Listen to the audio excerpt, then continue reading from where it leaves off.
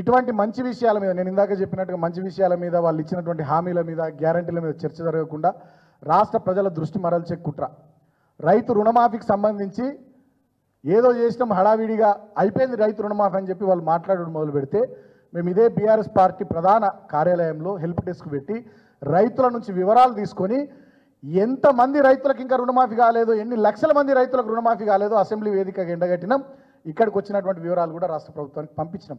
దాంతో ఒక్కసారి తేలుబుట్టిన దొంగల లెక్క రైతు రుణమాఫీ విషయంలో చేసిన మోసం బయటపడ్డదని చెప్పి తెలుసుకొని రేవంత్ రెడ్డి కొత్త డ్రామా ఏం మొదలుపెట్టిండు, హైడ్రా అనే డ్రామా మొదలుపెట్టిండు. ఈ హైడ్రా అనేటటువంటి ఈ డ్రామాలో ఉన్నటువంటి అసలు కథ ఏంటంటే ఒక 3 విషయాలు. ఒకటి, రైతు రుణమాఫీ నుంచి 6 గ్యారంటీల నుంచి 420 హామీల వాళ్ళ మేనిఫెస్టో నుంచి రాష్ట్ర ప్రజల దృష్టిని మరల్చడం ఒకటి. రెండవది, ఒకటో రెండో మూడో కూలగొట్టి మిగతా వాళ్ళందరినీ భయభ్రాంతులకు గురి చేసి దగ్గరకు పిలిపించుకొని వసూళ్ల దందా. ఎందుకంటే రేవంత్ రెడ్డికి వసూళ్ళు ఎట్లా చేయాలనో బాగా తెలుసు. ఆయన బ్లాక్మెయిల్కి బ్రాండ్ అంబాసిడర్. గతంలో కూడా ఆయన ఒక మామూలు స్థాయి నుంచి వాళ్ళ ఈ స్థాయికి ఎదగడానికి ఎంతమందిని పీడించిండు, ఆర్టీఐ యాక్ట్ల కింద ఎంతమందిని భయపెట్టిండు, ఎంతమంది దగ్గర ఎన్ని డబ్బులు వసూలు చేసిండు అనేటటువంటి విషయాలు అందరికీ కూడా తెలుసు. ఆనాడేమో అధికారం లేదు కాబట్టి రైట్ టు ఇన్ఫర్మేషన్ యాక్ట్ కింద, లేదంటే మీడియా సమావేశాలు పెట్టడం ద్వారా వాళ్ళని వీళ్ళని బెదిరించి ఆనాడు డబ్బులు వసూలు చేస్తుండే.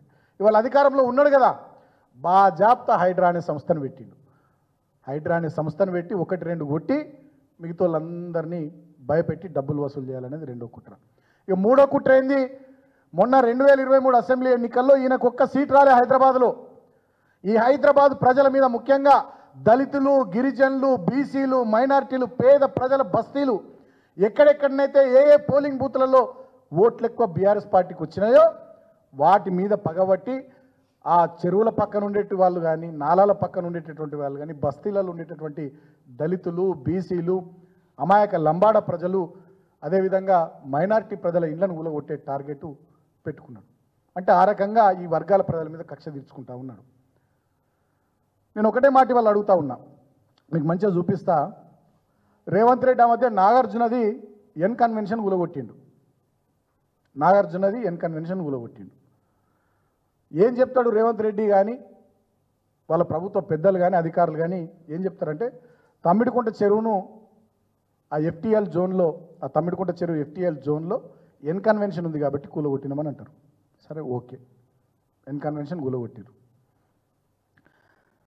హిమాయత్ సాగర్ చెరువులో, హిమాయత్ సాగర్కి సంబంధించినటువంటి చెరువులో, ఎఫ్టీఎల్లో కాదు చెరువులోనే, హిమాయత్ సాగర్లోనే ఆనంద కన్వెన్షన్ అనేటటువంటి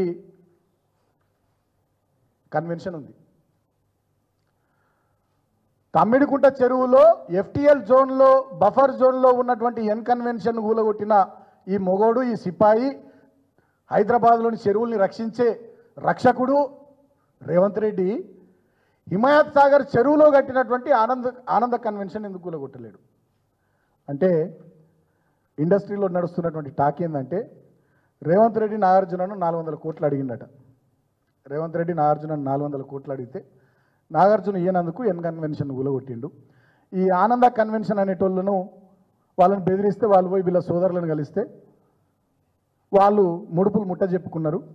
దాంతో ఆనంద కన్వెన్షన్ కొట్టలేరు.